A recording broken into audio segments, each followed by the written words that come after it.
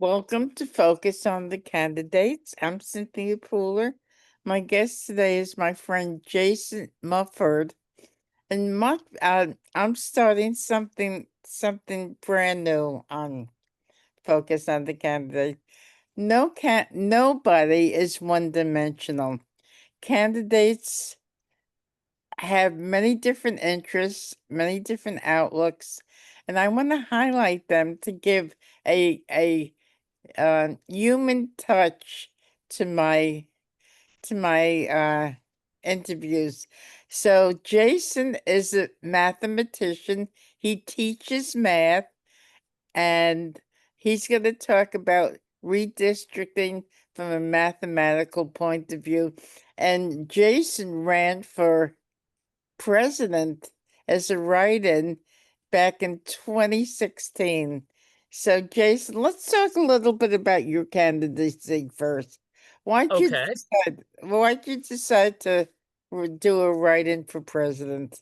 Uh, a couple of friends and I were gathering socially, talking about politics eventually. I had stated I didn't like the four choices that were on my ballot in New York, and kind of offhandedly said, I think I do a better job than any of them because my heart would be in it more. And so that kind of evolved into this, well, why don't I just write my name in as a protest? And that was great until the next morning I woke up and realized, what does New York State do with the write-in candidate? Well, you can write whatever name you want, and they will throw it out unless it's one of the names that is on the pre-approved candidacy list. So I looked into that. What does that take? And it didn't really take much at all. It was two pieces of paper, one of which had to be notarized, that essentially said, yes, if my name shows up, I will accept the vote. That's the one that gets notarized. And the other one was, if on the off chance I need to send an elector to the Electoral College, who am I picking as my first elector? We'll figure out if there are more electors down the road. And that did not need to be notarized. So I filed that paperwork in. This way, I'll at least get my one protest vote, my own. And about 3 weeks before the election, the Board of Elections releases the document out to the public. They go, here's all the names that you can write in that we would count as votes. And normally that list is about 5 to 7 names long. Normally it's filled with people who are on the ballot in other states and didn't just miss the cut here in this state, professional politicians. And instead of 5 to 7 names long, it was 37 names long. So journalists got, like yourself, got to cold calling people and went down that list. And I guess what really set me apart was I said yes to every interview. I didn't really care if you voted for me or not. I just wanted to make sure that you're applying logic to get you from what you want out of a candidate to who you actually voted for. And not just to look at the one issue, but to say, well, what else are you getting with that? The good, the bad, and the ugly. Make sure that you're in a happy place with that.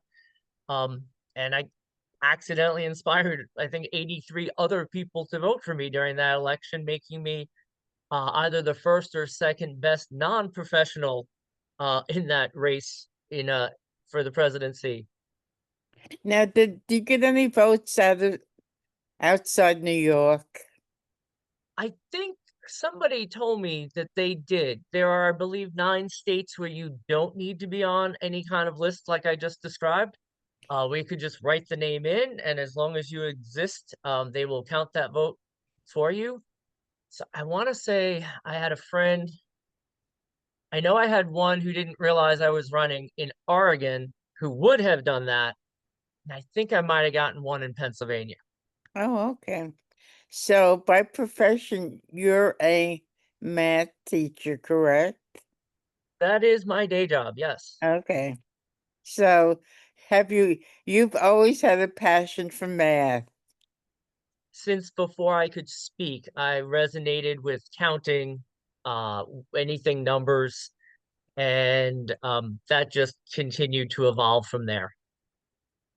So, um, you have a higher degree than just your teaching certificate in math, right? Right, a lot in New York State to uh go beyond your provisional certification, you get a recurring certification, but you also need to have a master's degree or a waiver until you can get a master's degree. And it doesn't really much matter what you get your master's degree in. Most people will choose something like an educational theory and design, or psychology, social kind of thing. I actually have my master's in pure mathematics. So not even applied, but just the theoretical study of mathematics, which goes well beyond the concept of number. Mathematics really studies sets of ideas and how those ideas interact within the set. So Jason and I have discussed about talking about issues from a mathematical point of view. And today we're going to talk about redistricting from a mathematical point of view. Redistricting or gerrymandering is a real hot topic right now. Let me hear your point of view. Uh, Gerrymandering is really an abuse of building congressional maps. We're supposed to be a melting pot. Um, what tends to happen is a little counterintuitive with gerrymandering. Most people think that if you're in control of setting the map, you want to get as many people into your shaped district. When in reality, you want to get all your opponents into one district. You want to say, okay, we're going to let you win this one district. And then because all of the votes they expect to be against themselves are in that one district, they then have slight edges in all the other districts. And it's kind of in a way like a game of checkers. You're supposed to capture a piece if you can capture a piece. So they will create a district, pump it full of, and that, by the way, they could be any side, Republican, Democrat, some other party that gets into power, but whoever is in power creating the map, they want the other side to really win a couple of key weirdly shaped districts so that they can then pick up all the other districts with margins of like 55 to 60%. Mhm. And it really is strategically, in the long run, I think it's a disadvantage to everybody because it creates stagnation in who gets elected into office.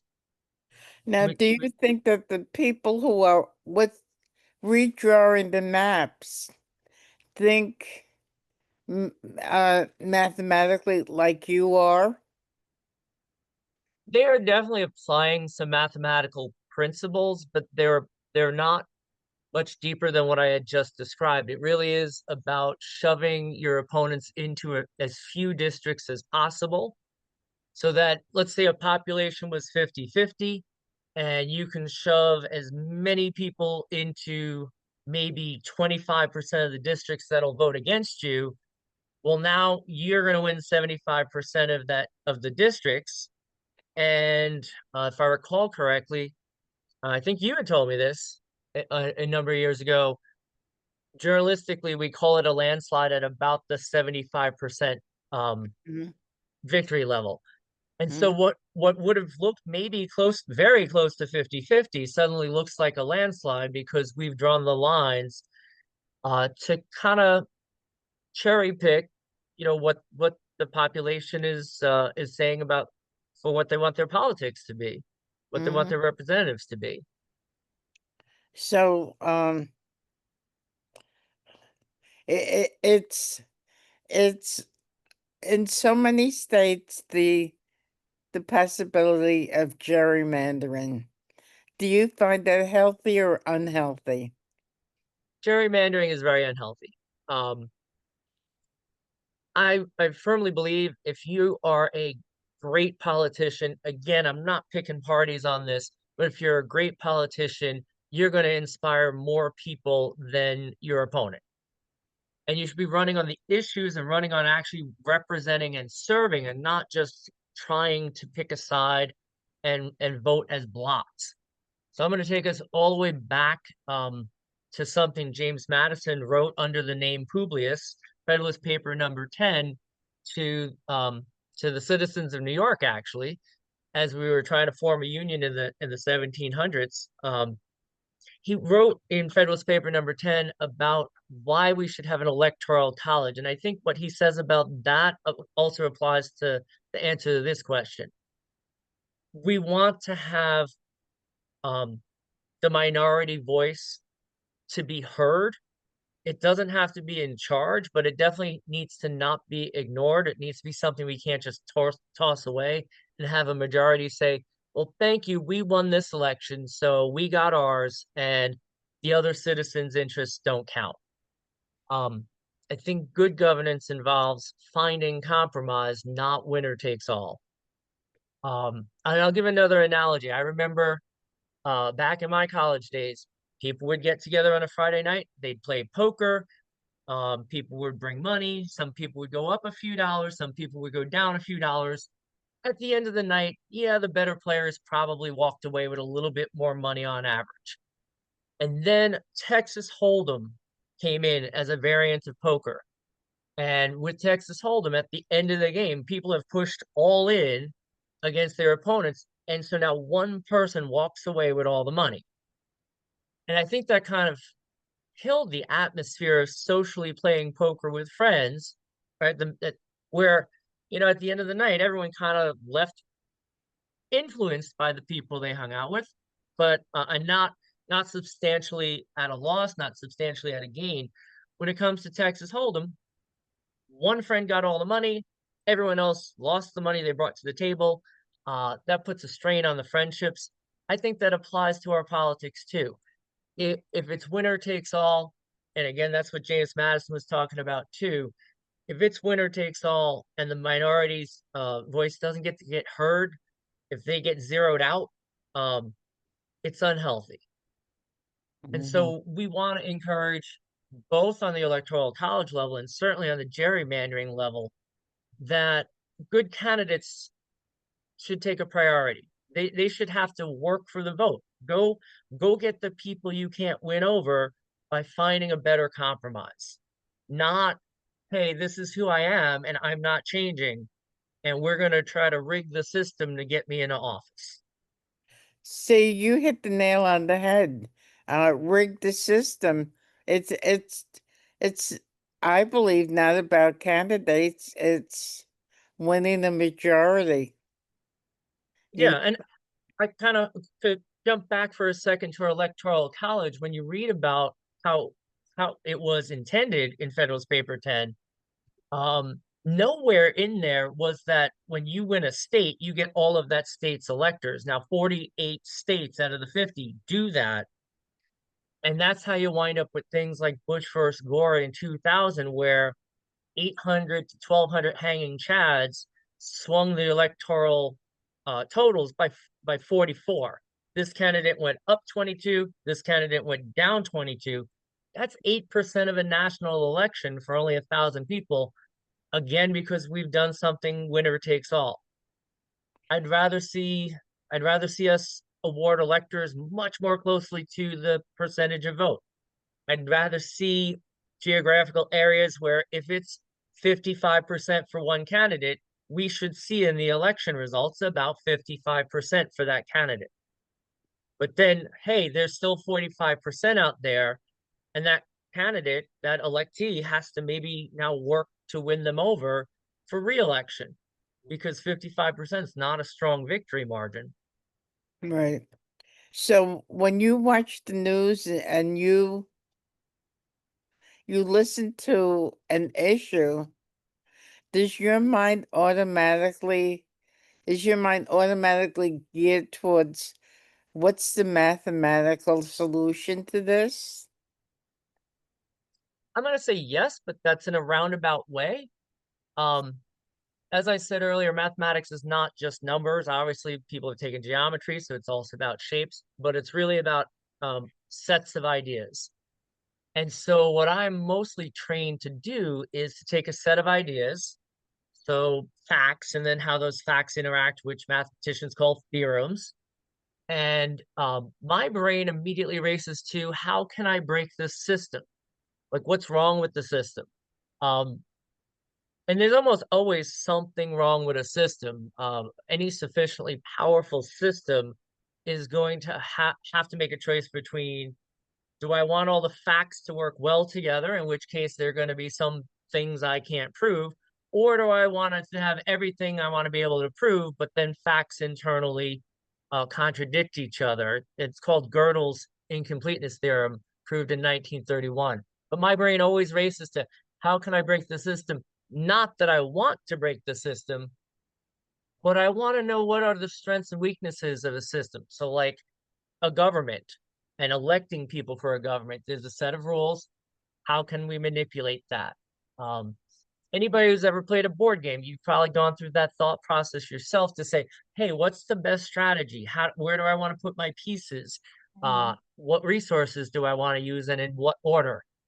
Um, and there's usually a best strategy, but like I said, there's almost always a strategy that maybe breaks the system that the rules didn't exactly account for. And that's where my mind immediately goes. Um,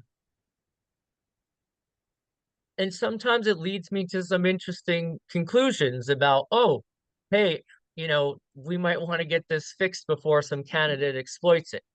As we're kind of seeing now with gerrymandering, we haven't had a lot of laws to prevent gerrymandering, and we're seeing more and more states and districts and areas saying, well, why can't we do that too? There's no law against it.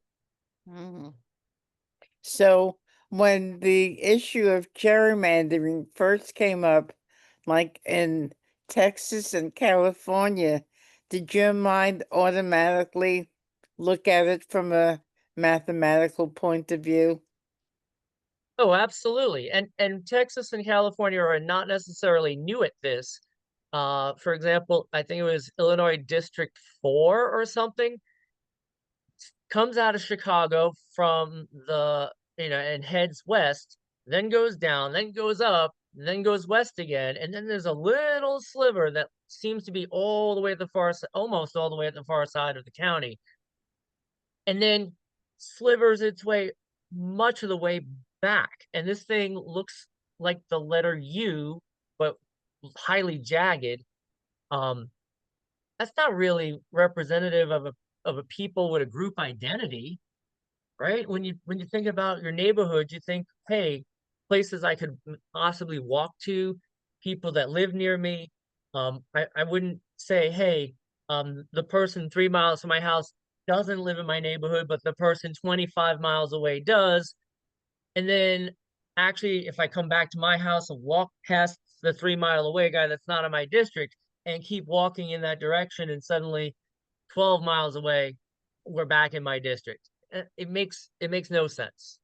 So somebody who is watching the news and watching this whole process play out, from your perspective, how should they be thinking? Oh, they should be highly suspicious of anybody who's trying to gerrymander really strange shapes, little narrow connectors from one block to another block to another block. That sets up my red flags. Uh, your your districts ideally could be just one kind of connected blob. It might be oblong, but it's mostly what's called convex, meaning you could take any 2 points within the shape, draw a Mhm. straight line, and for the length of that straight line, you should probably stay the whole time in that shape. So an ideal convexity would be a perfect sphere, a ball.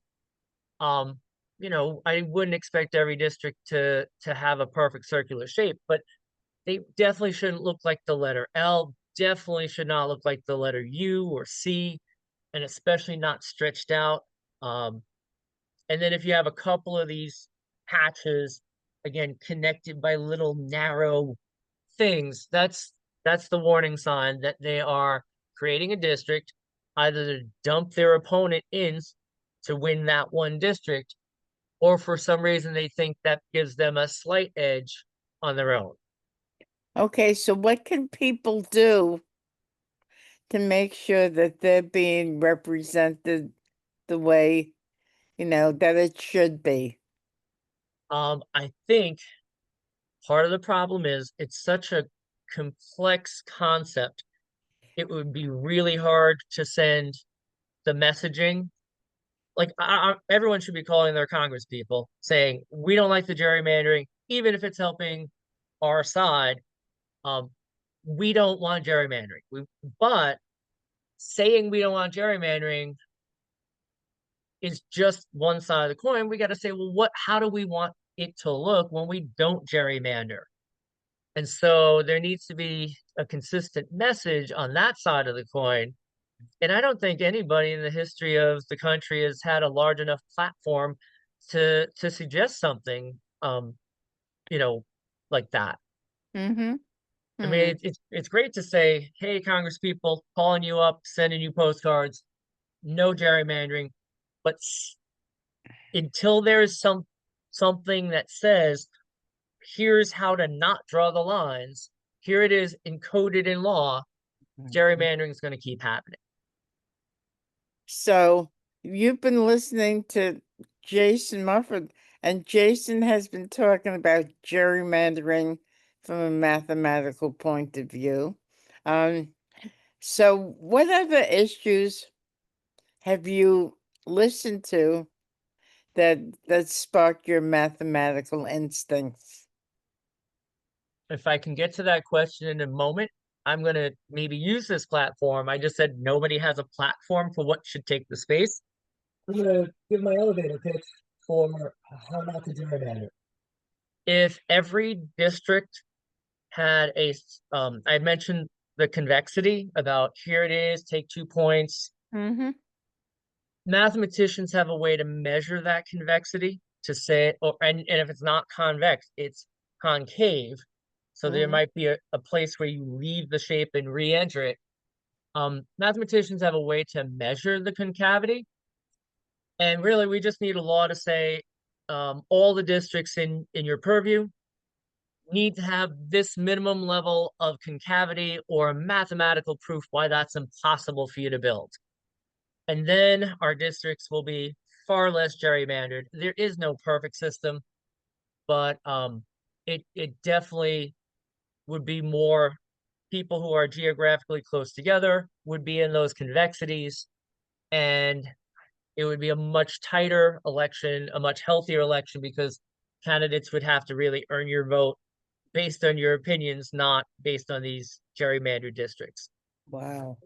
That Um, that's very interesting. yeah, and I mean it's simple enough to explain the gist of it. Um, there's a formula for those who need to calculate the concavity. You can look it up. Anybody wants to do that deep dive, great, go for it.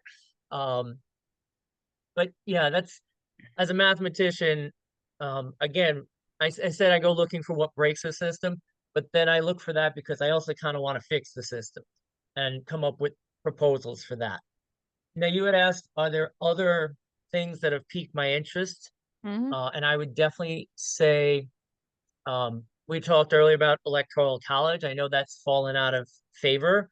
And Mm-hmm. again, because winner takes all for 48 states, we live in this future where computing power is just prevalent.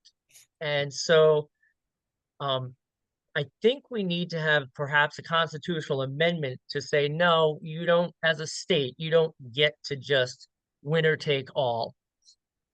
Um, your your votes should be proportional for how you assign your electors. But now here's my radical idea. For any candidate who got 5% of the popular vote or more, 5% is just a ballpark figure. We can tweak that. But 5% or more, you get enough popular votes in your state.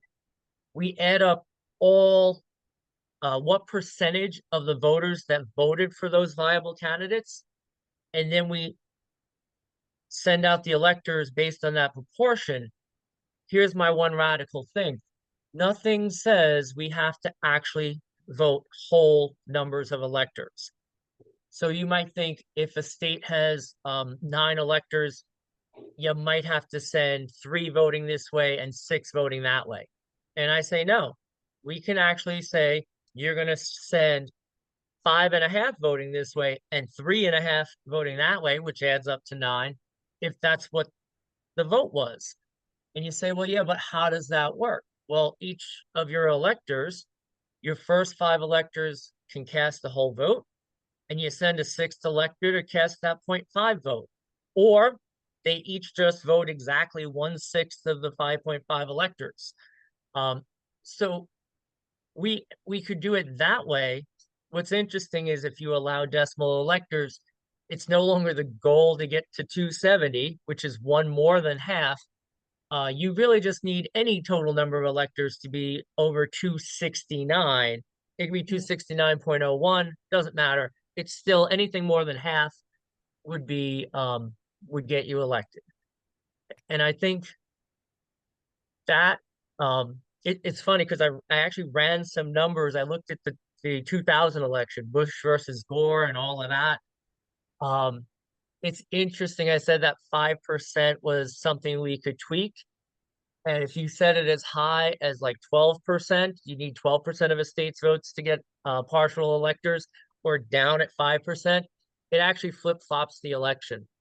So that that particular data set, the 2000 election, those numbers were almost as if you tried to design a mathematically like worst case scenario, um, no matter what. Even with all of the proposals that I'm saying might get us closer to fairness. Um, who is it? Kenneth Arrow, who is an economist working from like the 1940s on, won the Nobel Prize in economics in 1972.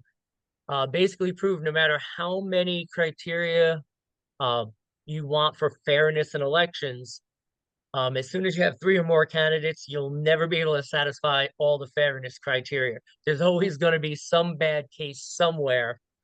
Um, but ideally, we design a system where it minimizes that effect. Mm-hmm. So, Like, Jason, I'm yeah, sorry. go ahead. Go ahead. Oh, so I ran the same analysis on the 2024 election, Trump versus Harris. Now, the way we have winner takes all, I believe it was Trump 312 to Harris 226. With what I proposed as decimal electors, the numbers actually come up. Hang on, I had it on a screen here, so I want to get it accurate. Trump would have gotten 274.446-ish, and Harris 263.554-ish. So Trump still wins that election. But I think this is much more representative, a 9 point spread between them, much more representative of what the election, what the country as a whole wanted um, out of that election. So I don't say that in that regard. I don't think Trump stole that election. I think Trump earned that election for sure. Uh, but I don't think you get to say he won it by a margin of almost 100 electors anymore. I think you get to say it was that tight of a race. Mm-hmm. And again, that goes back to uh, good candidates will go, oh, I barely didn't win that election. I have to cross the bridge. I have to talk to the people in the middle of the aisle. I have to talk to people on the other side of the aisle.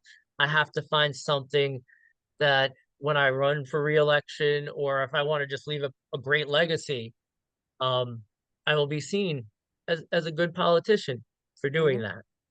So, you and I will be talking about different aspects about society from a mathematical point of view, and I look forward to your ideas and bringing them forth on my focus on the candidates page. So, final thoughts, Jason. Um, I was hoping to bring up one other different thing on this topic before we Go close ahead. this interview, right? So we talked about gerrymandering. We talked about the dangers of winner take all with electoral college. The third thing, we didn't get into ranked choice voting, where you don't just pick one person, but you have a slate. You Right. go, this is my one, this is my two, this is my three. Um, Getting back to Kenneth Arrow's impossibility theorem, where no system is fairest, um, There are different ways to run ranked choice voting. And I just want to say one of the things I haven't heard a lot of conversation about is which system to use. There's things like plurality with elimination, there's border count, there's pairwise comparisons, there's plurality without elimination. For each of these methods, you could run it as an extended to rank every candidate. You can run it recursively so that you are eliminating candidates along the way. That's the conversation, I think, as the vibe to maybe move to ranked choice voting, which I think is on the uptick. That's going to be a conversation we, as a culture, as a country, should be having. I think most people lean towards plurality with elimination. Most people know it is called instant runoff. Um, but it in an election with more than two candidates, there are some weaknesses with that system. So maybe that's a topic for another interview, is to Okay. deep dive into Okay. things like the criterions of fairness and which systems have what advantages, what disadvantages, and implications for what all those mean. But bottom line is, whatever it is you're doing, um, I just hope that you don't just say, "Hey, here's my thought about it," and then your brain shuts down. You say, "That's great. Here's my thought about it," and then immediately go, "What could be wrong with my thinking?" Because that's what guides me. I'm not dogmatic and say this is the result I want. I've had to change my political opinions when data sets show up and I go, "Oh, that didn't behave the way I thought it behaved." New information. And what's not going to vary in my process is how I think. What's going to vary in my process is what I think. And I believe we should all hold that high standard for ourselves. That Ja- your logic is the utmost importance, even if it doesn't necessarily give you the results or the outcomes you thought you wanted when you started thinking. Jason, thank you so much. This has been enlightening, and I'm sure our subsequent interviews will be enlightening also. So, you've been listening to Jason Mutford. I'm Cynthia Pooler. This is Focus on the Candidates. If you like this show, please subscribe to my YouTube channel and please share with your friends and family. Thank you so much. Thank you, Jason. Thank you, Thank you, everybody, for Cynthia. listening. Have a great day.